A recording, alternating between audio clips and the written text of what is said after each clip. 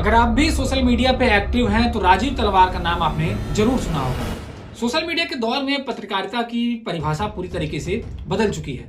Camera, mobile और internet के सहारे कई ऐसे चेहरे उभरे हैं जिन्होंने खुद को जनता की आवाज बताया है। इन्हीं में से एक नाम है राजीव तलवार। 5 मिनट पहले इस रोड से एक बाइक नहीं आ सकती और ये गाड़ी आ सकती है। मोदी, मुलायम, मायावती सत्ता में बैठे, तुमको जो करना है तुम कर लो, लेकिन जो हो रहा है वो सही नहीं हो रहा है। राजीव तलवार कई बार जेल गए, कई बार मुकदमे झेले, कई बार उनको धमकियां मिली, लेकिन कैमरा आज भी ऑन है। आजमगढ़ में जब सवाल पूछने से पहले लोग 100 बार सोचते हैं, तब एक नाम आता है जो बिना डरे सामने खड़ा हो जाता है, राजीव तलवार। सच बोल पाएंगे एसडीएम मैम? सच बोल पाएंगे? सच बोलते हैं तब बताइए, टैक्स हमारा, देश हमारा, सब कुछ हमारा। डिसाइड आप लोग कैसे करेंगे? किस संविधान में लिखा कि डिसाइड अधिकारी करेगा, नेता करेगा? हैं? कहीं नहीं लिखा ना। सर आप बोल नहीं रहे थे, तनख्वाह हम देते हैं तो आप बोलेंगे क्यों नहीं? We need your answer. हम चुप नहीं रहने देंगे।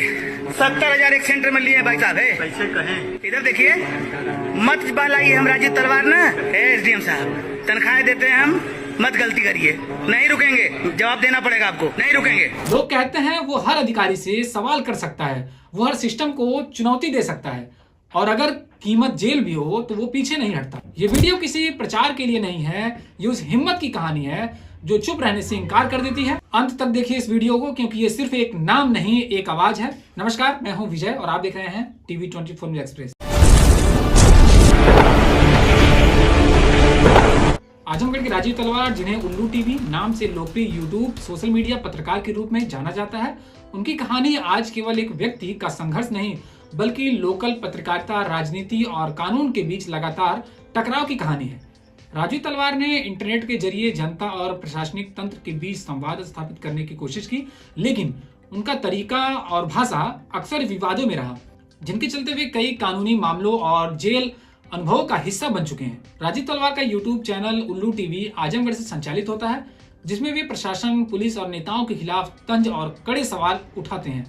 उनकी स्टाइल, तेज भाषा, सीधे आरोप, विवादित शब्दावली ने कुछ समर्थकों में लोकप्रियता दिलाई है, लेकिन आलोचक इसे गलत पत्रकारिता भी कहते हैं। राजीव तलवार को पत्रकारिता करते हुए या उससे जुड़े विवादों में कई बार कानूनी परेशानी का सामना करना पड़ा।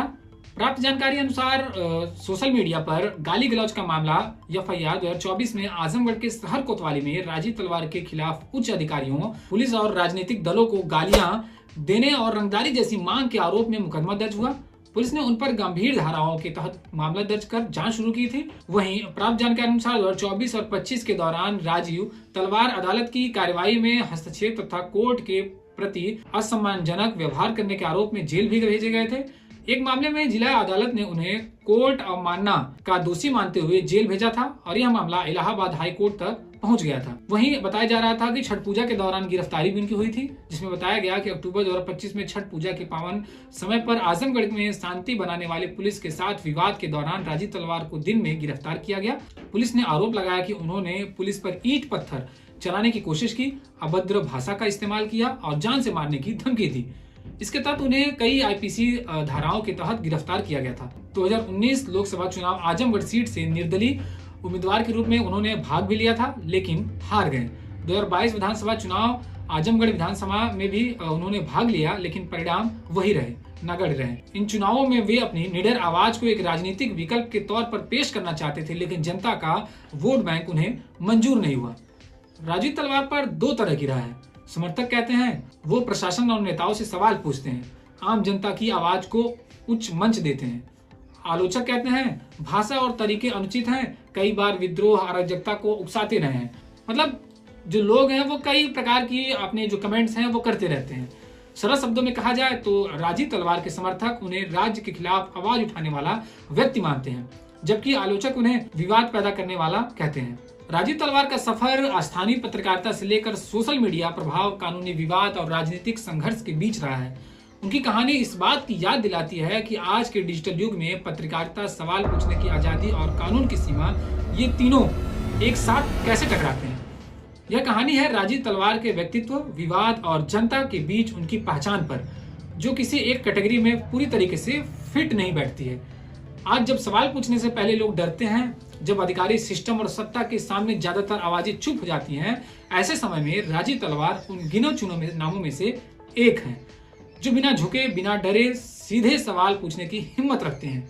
उनके समर्थकों का साफ कहना है कि राजीव तलवार में वो साहस है जो हर किसी में नहीं है। वो कैमरा लेकर खड़े होते हैं, चाहे सामने अधिकारी हो या ताकतवर नेता हो। वो जानते हैं कि सवाल पूछने की कीमत जेल भी हो सकती है, फिर भी पीछे नहीं हटते। ये बेबाकी, यही निडरता उन्हें आम लोगों की नजर में एक आवाज और कई बार एक उम्मीद बना देती है। हो सकता है उनके तरीके से सब सहमत ना हो सकता है उनकी भाषा पर सवाल उठ रहे हों, लेकिन इतना तय है कि राजीव तलवार चुप रहने वालों में से नहीं है। आज जब ज्यादातर लोग सिर्फ सुरक्षित पत्रकारिता करते हैं, वहीं राजीव तलवार जोखिम उठाकर सवाल पूछते हैं। और शायद यही वजह है कि लोग उन्हें सिर्फ देखते ही नहीं, फॉलो करते हैं, पसंद करते हैं और समर्थन भी करते हैं। अगर आपको लगता है कि सिस्टम से सवाल पूछने की हिम्मत सबसे जरूरी है, तो इस स्टोरी को लाइक कर दीजिए। अगर आप चाहते हैं कि ऐसी आवाज दबे नहीं और मजबूत हो, तो इसे शेयर करिए और कमेंट में बताइए, क्या राजीव तलवार सच में आज की जरूरत है या आपकी नजर में पत्रकारिता का रास्ता कुछ और होना चाहिए। आपकी राय हमारे लिए महत्वपूर्ण है।